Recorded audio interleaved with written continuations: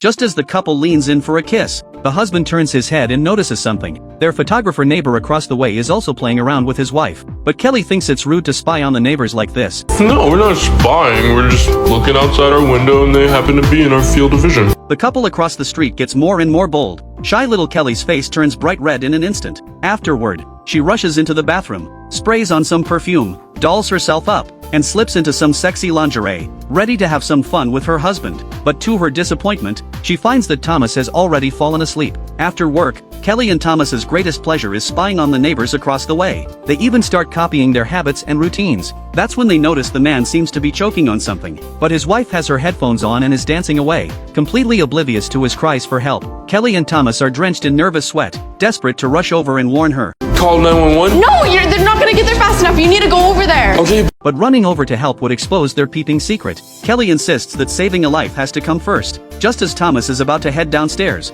the man across the way manages to get his wife's attention, but his wife has no idea how to do the Heimlich maneuver. She keeps slapping his back, which only lodges the object deeper. Come on! What are you doing? Come on! Look! Like this! Just as the husband is about to pass out, the wife finally figures out the right technique and successfully performs the Heimlich, saving his life. Kelly and Thomas cheer and celebrate for this couple they'd never even met, as if they themselves had just been saved. Kelly is the one who gets the most hooked. She always waits for Thomas to fall asleep at night, then sneaks out of bed to watch the male neighbor across the way. Seeing his muscular build and those chiseled abs stirs something physical inside her, but this little habit of hers actually leads her to discover a secret. The man's wife is going away on a business trip and will be gone for a while. The next day after work, Kelly passes by a department store. A small, unassuming telescope tucked away in a corner catches her eye. With a telescope, they can see everything across the way much more clearly. The man across the street is a photographer. His main job is shooting nude models. Every client who walks through his door is a top-tier beauty in the industry. And with his good looks combined with his well-practiced flirting techniques, he manages to charm every single one of them into spending the night. Watching all this makes Kelly hot and bothered. Despite Thomas's resistance, she can't wait to tear off her boyfriend's clothes. 3 minutes later, Thomas is completely spent. From the disappointment on Kelly's face, it's easy to tell she didn't even get a taste of satisfaction. She picks up the telescope, and what she sees isn't admiration, it's longing. Late at night, Kelly tosses and turns, unable to sleep, unsatisfied and unfulfilled. She feels an emptiness gnawing inside her. She walks out to the balcony once again, and right at that moment, she spots the female neighbor suddenly coming home. The woman rushes eagerly into the bedroom and climbs on top of her husband. Watching this unfold, Kelly feels a pang of jealousy toward the woman next door. Kelly shares this amusing peeping experience with her friends, but during the conversation, she accidentally learns a scandalous secret about her boyfriend. It turns out that back in college, Thomas was so obsessed with a girl he had a crush on that he actually built a crude eavesdropping device. The principle was simple: aim a laser pointer at the target's window glass. When someone speaks, the glass vibrates ever so slightly, and the laser dot picks up those same frequencies. Then the sound is transmitted back through the beam to a recording device. Kelly's eyes light up when she hears this. A bold idea instantly takes shape in her mind.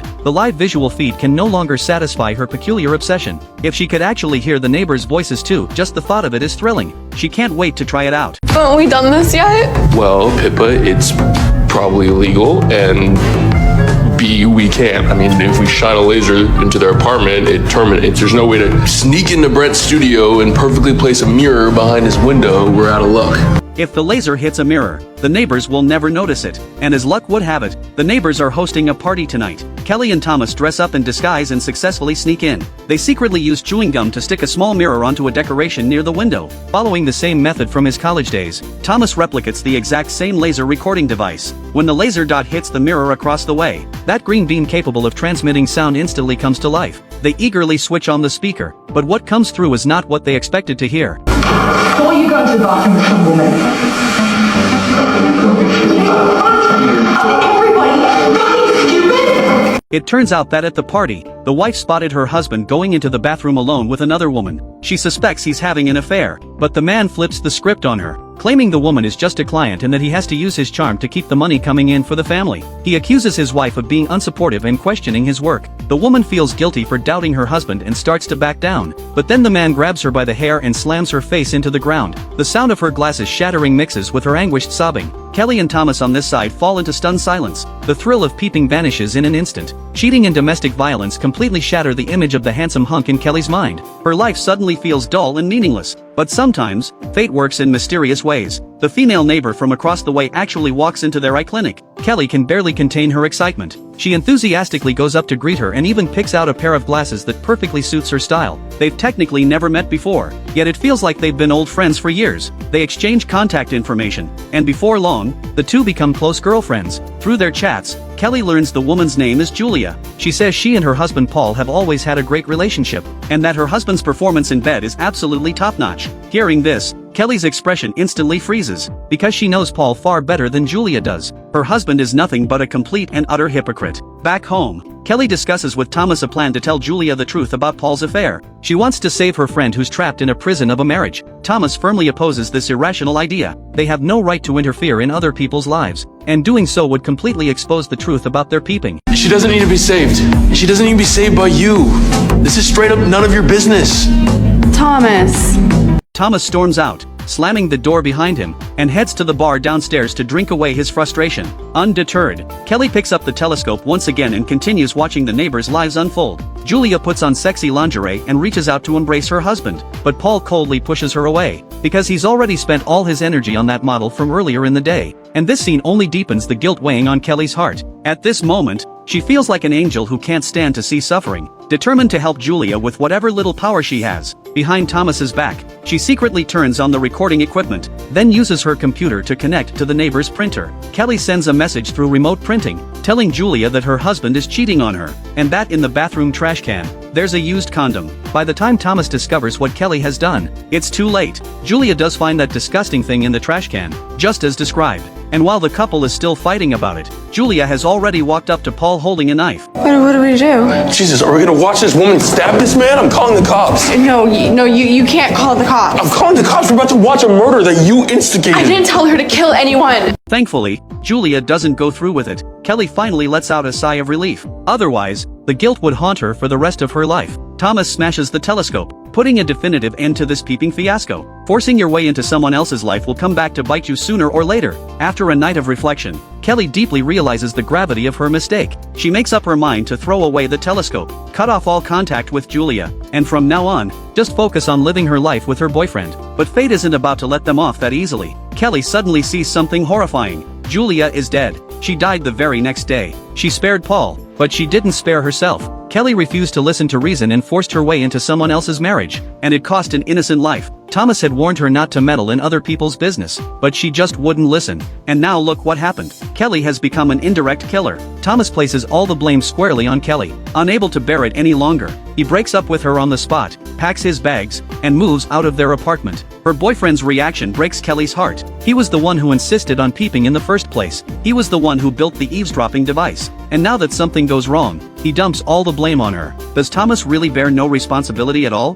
That night, Kelly can't help but pick up the telescope one more time. Paul, just like her, is drowning in deep guilt and self-blame. He heads down to the bar to drink his sorrows away. Kelly follows him in, staging what looks like a chance encounter. Paul notices her looking his way and walks over to strike up a conversation. The muscular heartthrob she's always admired is right in front of her. Kelly isn't going to let this opportunity slip away, but the real predator here might not be her. Paul invites Kelly to his place under the pretext of taking photos. Same lines, same moves as always. He uncorks a bottle of vintage Chateau Lafite, then coaxes her into undressing for a nude photoshoot. Kelly is far more willing than any of his previous models, because she's been longing for this day. And sure enough, Kelly ends up spending the night at his place. Meanwhile, Thomas is heading home with flowers, ready to apologize to his girlfriend, only to find the apartment completely empty. He casually grabs a drink from the fridge and takes a big gulp, noticing the taste is strangely off. Oh, it's fucking disgusting. This drink is the most important piece of foreshadowing in the entire film. As he's pouring the drink, he accidentally notices the neighbor is fooling around with someone again. Thomas finds it odd. Isn't Paul's wife dead? How does he have someone new already? Curious, he picks up the telescope for a look and sees something that makes his blood run cold. The woman over there isn't a stranger at all. It's his girlfriend, Kelly. The next day, when Kelly returns to the apartment, she finds Thomas dead inside. Everyone assumes this is the price of being a peeping Tom. They believe Kelly is responsible for Julia's death and for Thomas's death. Only her friend Mina thinks it's not all her fault. Before she slept with Paul, it was her boyfriend who initiated the breakup. So technically, Kelly didn't cheat. She may bear some responsibility for the deaths of Thomas and Julia, but it's not entirely her fault. With Mina's encouragement, Kelly's heavy heart begins to lighten. Since things have already come this far, Kelly decides to go find Paul. Maybe they'll start a new family together. Little does she know, this decision will drag her into a point of no return. Today is Paul's art exhibition. Business elites and prominent figures from all walks of life are in attendance. From the podium, Paul introduces his beloved. Kelly assumes he's about to invite her up on stage, but to her utter shock, as the crowd erupts into thunderous applause, Julia walks out from the crowd, alive and well. It turns out this has been their trap all along, and the real star of today's exhibition is Kelly. As the red curtain drops, Kelly's nude photos are displayed before the entire audience. Oh my god. From the very first day Kelly and Thomas moved into their new apartment, they had already walked right into the trap that was set for them. Even when Thomas secretly planted the mirror at the party, they had pretended not to notice. And that chance encounter at the eye clinic? Every single incident, every single detail, all of it was carefully orchestrated. How else could everything have lined up so perfectly? When you gaze into the abyss gazes right back at you. Little did she realize the whole time that they were watching us. No, we were watching them. Paul and Julia exploited human greed to craft this perfect masterpiece for their careers. Human nature cannot withstand temptation. Unlucky Kelly and Thomas. This young couple fresh out of college became nothing more than lab rats in a twisted experiment. Kelly sells off everything she and Thomas once shared, trying to forget this painful chapter and start a new life. Just as she's about to pack away a lantern, she discovers it's filled with bottles of the drink Thomas loved. At first, she doesn't think much of it, but then she notices the wire mesh outside is littered with dead sparrows. It hits Kelly like a lightning bolt. She turns around and sees Julia across the way, waving at her with a sinister grin. This changes everything for Kelly. She realizes Thomas's death was definitely not as simple as it seemed. What comes next is Kelly's moment of revenge. Paul's Voyeur art series sells like wildfire around the world, raking in massive profits and doubling his net worth. A mysterious fan sends them a bottle of expensive wine, expressing hope to be part of the next season of the Voyeur series. The sender is listed as the Tate Gallery. Paul and Julia think nothing of it and drink the wine without hesitation. Then suddenly, the printer starts up on its own. The message reads, "I know Thomas didn't kill himself. You murdered him." Realizing they've been targeted, Paul immediately grabs the telescope and spots Kelly watching them from the rooftop. Kelly deliberately runs, luring them into the eye clinic. Then, pretending to be terrified, she spills every detail of their scheme. It turns out Julia had poisoned the drinks Thomas loved in advance. Even though Thomas noticed something was off with the taste, that single sip was enough to be fatal. Then they strung him up and staged it to look like a suicide. And they didn't do this just to evade the law. It was to add a dramatic twist to their art piece. But just as they're about to silence Kelly for good, Julia suddenly collapses. Julia, hey, what did you do?